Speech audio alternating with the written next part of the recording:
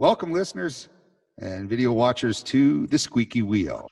This is our first podcast of the Métis Podcast for conversation and discussion. That's a wonderful start. Thank you, folks, and welcome to the Squeaky Wheel. Welcome, folks, to the Squeaky Wheel. This is podcast number 5. Welcome, folks, to the Squeaky Wheel. This is podcast number 7. Welcome, folks, to the Squeaky Wheel.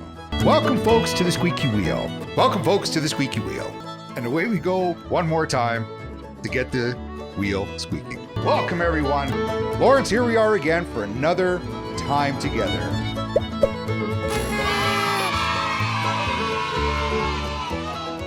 And 3, 2,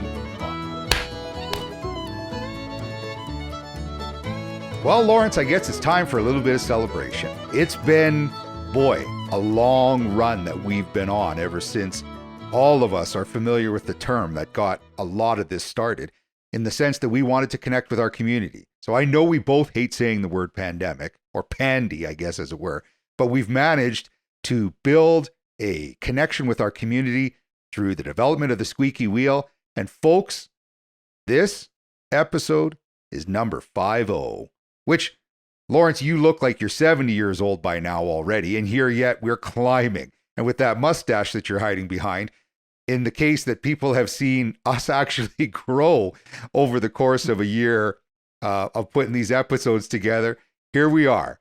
Folks, welcome to episode number 50 of the Squeaky Wheel.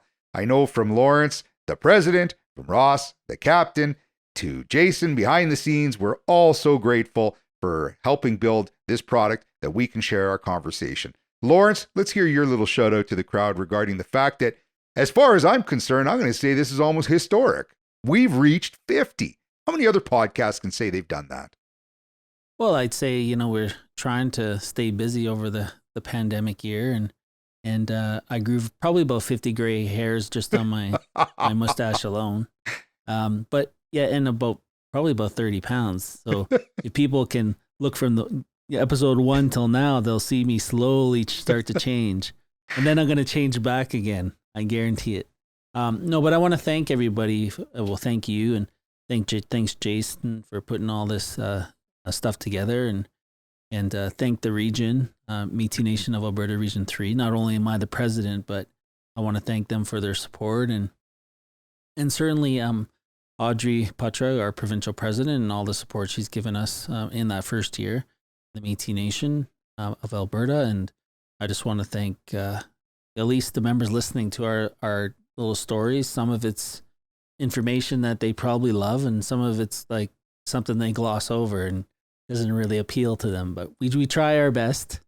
But certainly a podcast is not about giving information. It's about dialogue and the human experience and the Métis experience. Lawrence, those are fabulous words. And I think you hit a lot of the great points out there.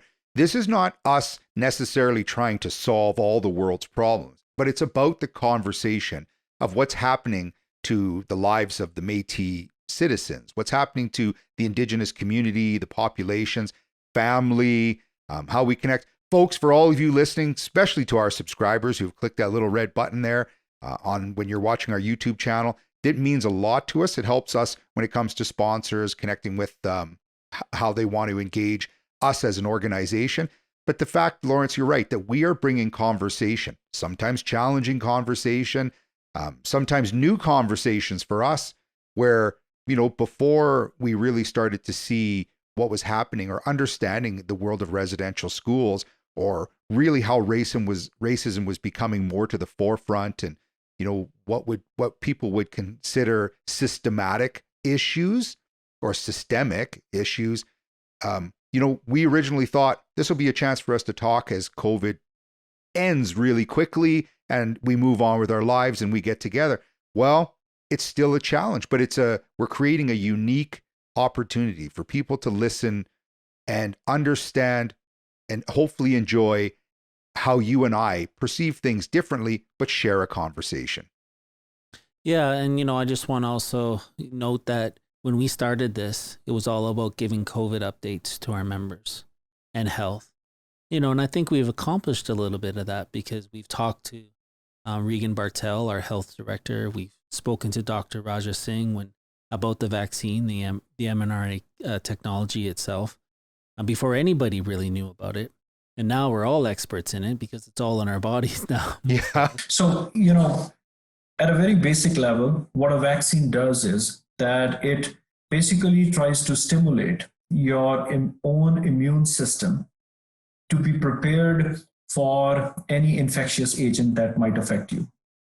I mean, the commonest that we remember is the tuberculosis vaccine, BCG, right?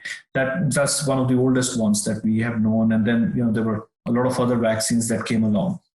Somewhere along that route came the flu vaccines. All it does is stimulates your system to produce antibodies or T cells, don't want to go too much into the technicalities, but so your body can fight the infecting agent. As simple as that. But, and then, talking to Dr. Sal Samanani from, the Okaki Health Services, who has this beautiful clinic here in Calgary. And they had a lot of urban members, and they wanted to make immunization accessible. And we're immunization people. So I think that first day, I remember we had a chat. It lasted about 20 minutes. And everybody said, okay, we're in.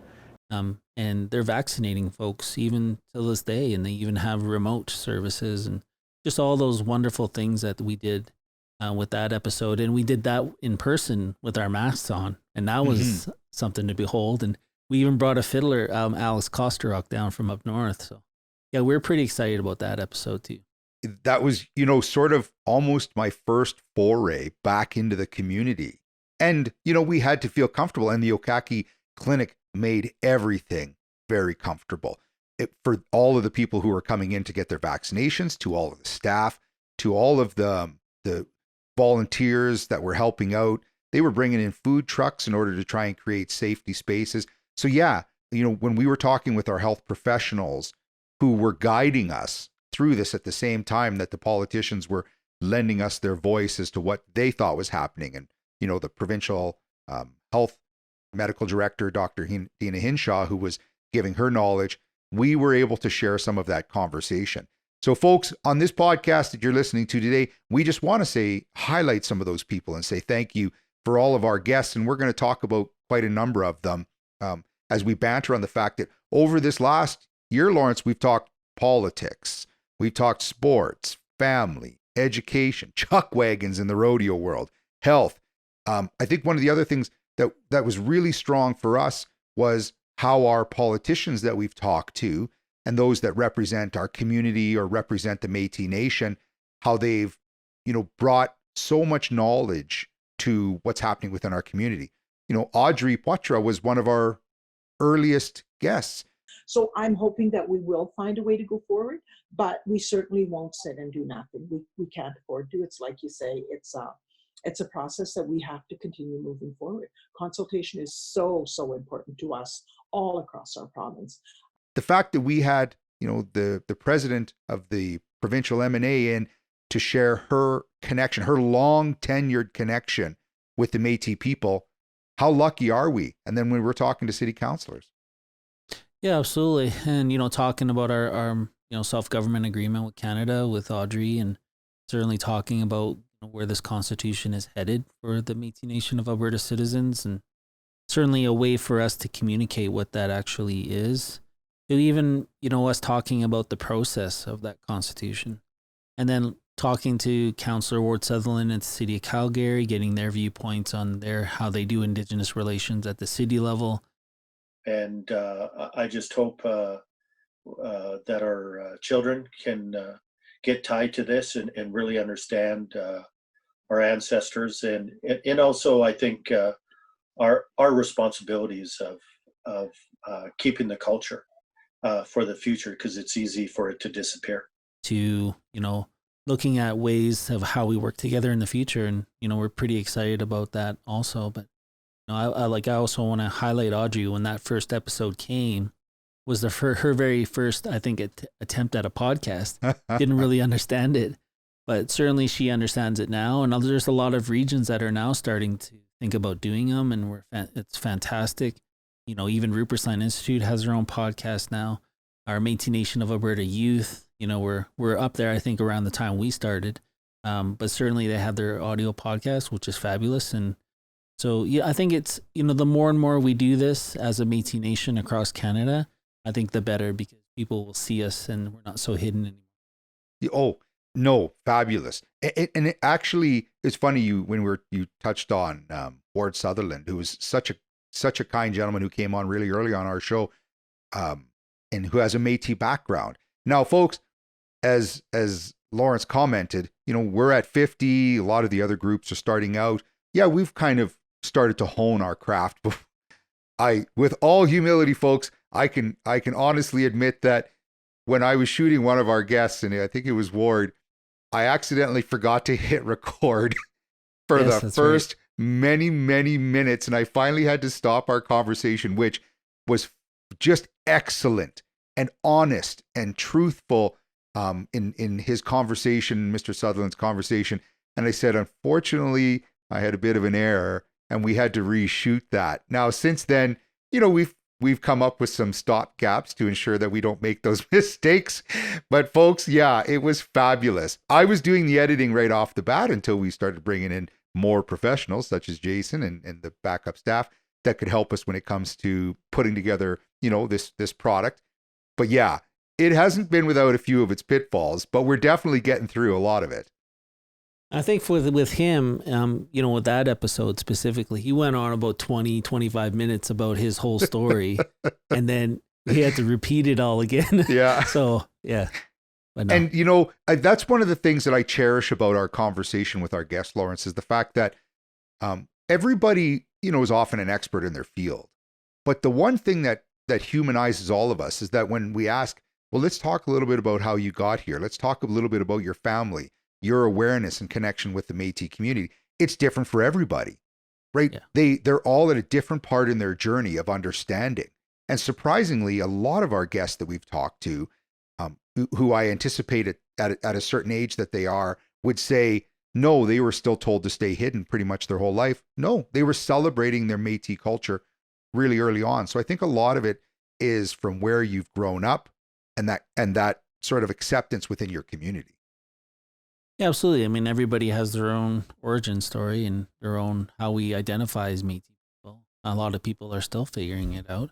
Mm-hmm. But a lot of us who have parents who kind of let us know, and or grandparents, it's just, it's different for everybody. It's different people on that other side of the wall. And, we have to, as a Métis Nation, accept them in. But at the same time, we have to kind of educate them a little bit and let them know about the history and the politics and how things were kind of laid out in the past, so they have a deeper understanding when they go and they're at these tables making decisions, right? Mm-hmm. So that's what all we ever ask for as a Métis Nation, is that we bring those people in as a family and try to educate them. And hopefully they're receptive to it, right? Yeah, and here we are trying to bring in that conversation too of our elders. For example, the soldiers we brought on, my father, George Pambrin, or we need to talk with other people, and it even coming down to learning another language. You want to talk to that person. When we were in Germany, there was very few people there that spoke English, so we had to, if we wanted, to learn to speak German, somewhat.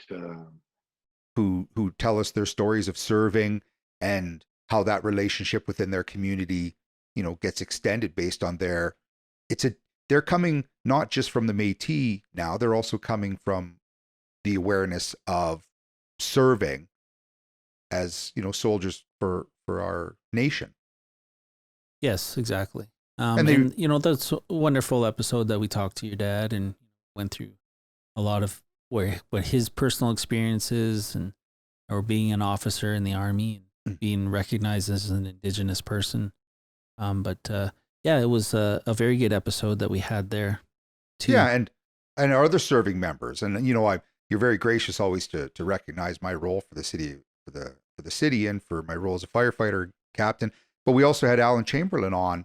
But later on, the conversation started saying, how do you police a community you have no idea about, you have no relationships about? So at that time in 1979, back then I think it was called the Race Relations Unit, started, and then we had name changes with the multicultural unit, and we finally settled into the diversity resources team. So like I said, I'm super blessed for 41 years of backing and of course the community support. And understanding it's another unique challenge just for constables. Then the challenge for as the pandemic was hitting and how they were dealing with the community. And then the fact that he also has a strong representation within his role for sort of the Indigenous conversation with the police service.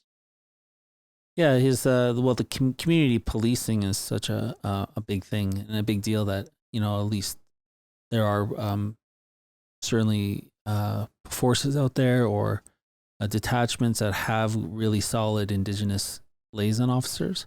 And I think it's important. It's important for how they do policing in the community. Oh, and I think, the fact that then they also have this tool. For example, Alan and the rest of the team, like the educators from Lisa Cruikshank with Rupert's Land or Madeline McCracken, who is just the nicest girl who is very tied in with the academic community. We were creating our smaller vignettes. You know how many, we got thousands of views when it came to our vignettes we did on the Red River Cart, our Métis cart trails, and then our little food one where we talked about the different Métis foods. Mm-hmm. Yeah, absolutely. And it's nice to always get a bannock recipe from different people because it's always different, right? So everyone has a different version. As long as it's edible and it tastes good, then, I know for me, as long as there's, like Dad's always taught me, if there's a place to put honey on it, then I'm going to eat it. Yeah. Yeah. It was a little bit unfortunate to, have an episode where, we had Amy Willier on and, she had passed on, and certainly we sent a lot of support to the family but no, it was a hard hitting one because she was just a friendly person and she had a really friendly attitude and even her cultural experience and sharing her stories and how she develops that work and the work with her mom. And so, yeah, we've been pretty unfortunate to hear all that, but, we wish them well. So first of all, anything I make is Indigenous art because I made it. Okay, good point. So in other words, it's just art then. Really, for you, it's just art. Yeah. Because I made it. Okay? No, not at all. Not at all. But second of all, it depends on the piece that I'm doing. So I got asked from the Calgary Public Library to paint a drum or a shield in honor of my Métis background. And it was for last year. And I painted a drum with floral beadwork designs. And I did it in honor of my late Aunt Marlene Lands. But it was, really doing the research on why you have the 4 parts of the plants and that whole teaching behind it. But that was very specific to my Métis roots, where when I do a lot of the art that I create now, I just want to make sure that I'm tied to my roots. I know in our conversations, yes, we experience some of the elders as they pass and we try to share that connection. I found that was a very difficult one because it didn't seem very long past after we had that wonderful conversation and her sharing Moonstone Creations and her connection with the Indigenous community and her spirit. And then learning of her passing it was very difficult. But then each time I'd look back, I think to myself, I'm so grateful that I had that opportunity to chat with her and share that because it was she spoke so well, so eloquently, and enjoyed, the experience just as much as I enjoyed the conversation with her. And I thank her and her family for her time. Mm-hmm. Yes. And like you said, it's so hard to reminisce about people who passed on. And, we've had elders in our community, some due to COVID, and just hearing all these things in memoriams. So, yeah, we're certainly sending our prayers to everybody. And this has just been a rough year for a lot of us. And yeah. How do we connect? And I appreciate like Doreen Bergam, one of our elders who came on. 55 years old before I could practice my jigging or do my jigging. And I tell the youth, we're all born with a gift. Yeah. And like out of 10 children, we each had a different gift, whether it was music or dance or writing or All of us had a different gift, but mine was in my feet. And, talked about the necessity of sharing that conversation. We have our historians like Matt Hilterman, Mike Parks, who have come on to share their knowledge. Like, for example, I never would have guessed before I went through the 1881 census that Calgary was predominantly Métis in 1881. And so it was just finding out, like, oh, well, how do we go from that to kind of where we are now? What's the history there? And like the lessons to be learned, I guess, from our elders who kind of went through that.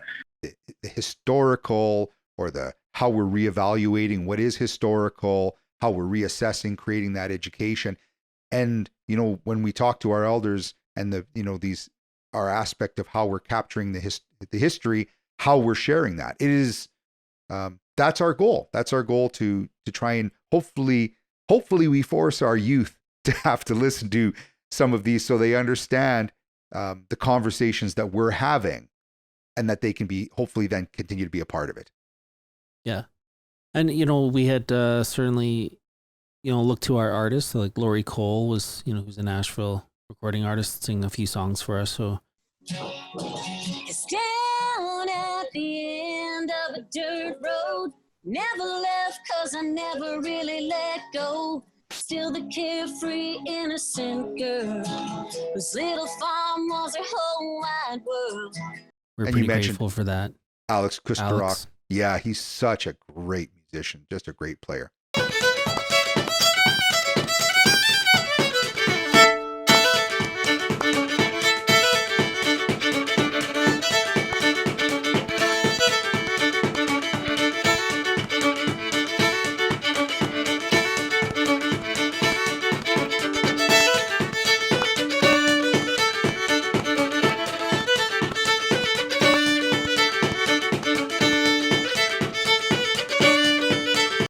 And it's nice to see that, he's up and, doing stuff, and he was at our assembly, and he's at Batosh. I know you're going to be playing music with him when this airs. So, but no, it's, all the trials and tribulations he's gone through with addiction recovery, and certainly where he's headed as an advocate for that. Mm-hmm. Certainly is coming from a young person, it's very, very hopeful.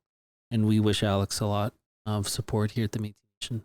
Yeah, he told such a wonderful story with just complete honesty, humility, and he is so talented. But it's easy to see his talent when it comes to just how good his music is, whether it's his fiddle or his boot stomping. But when we're sharing a message, the ones that are often hard hitting and the ones that people are going to really connect with are challenges that individuals have faced. Yeah, absolutely. And speaking of challenges, but we had Kevin Rippo on. Yeah. And yeah.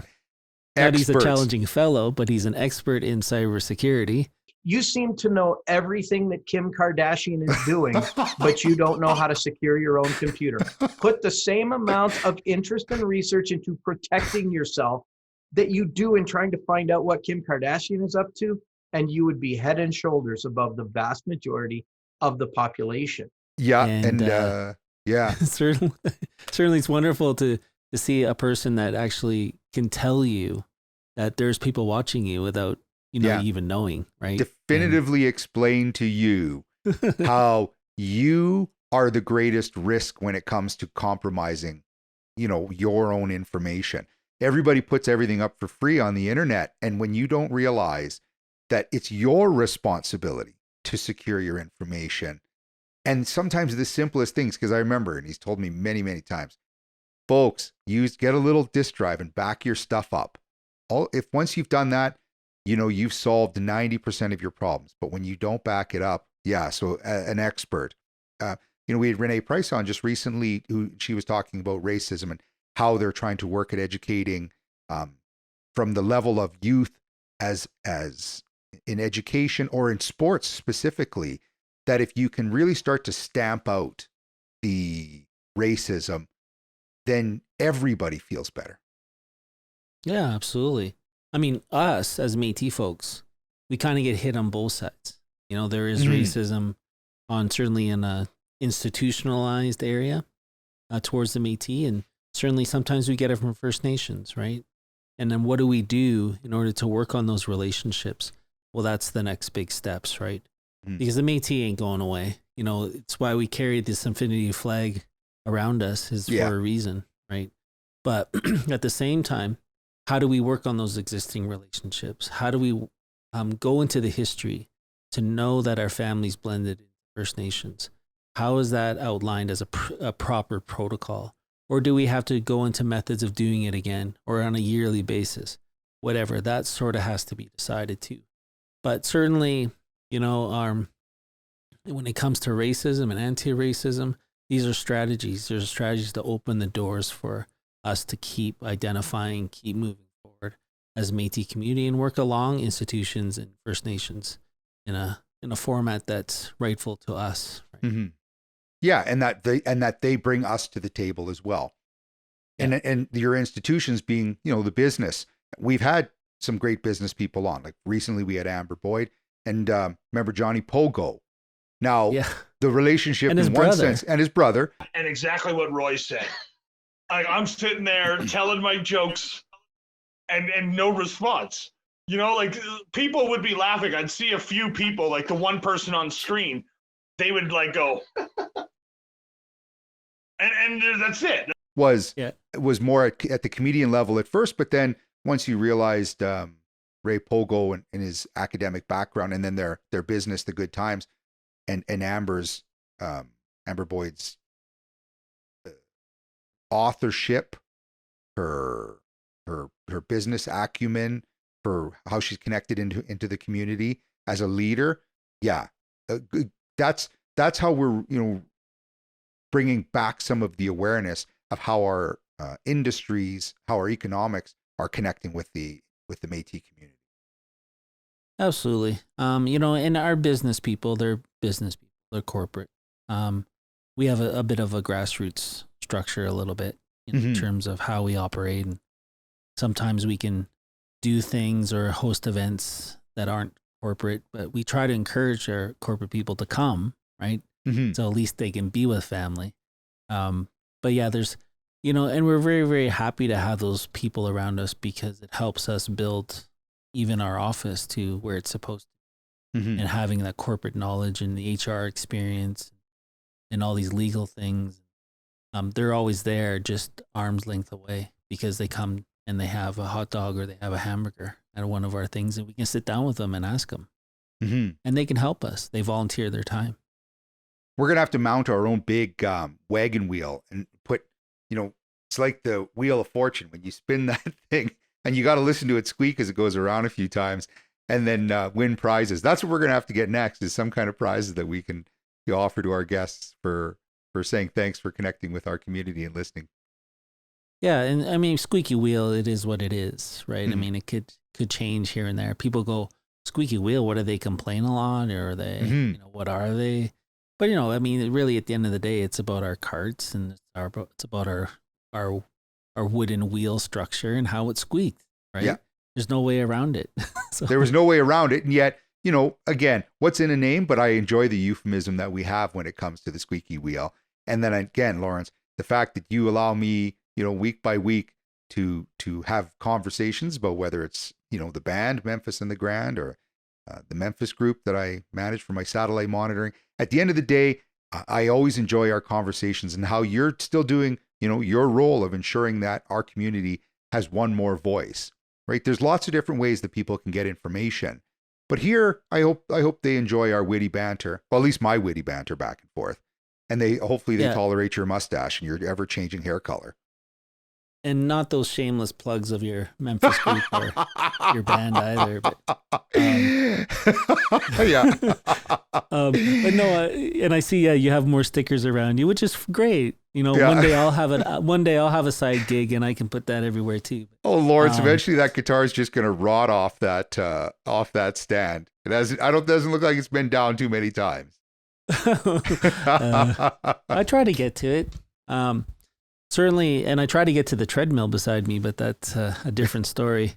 But no, I want to thank, like you again and Jason, and we look to the future doing this in person. I think maybe when this runs and then we have the next one, we'll be all sitting together and and hopefully have our own studio space. Wouldn't that be nice, where we can actually do something every week in person?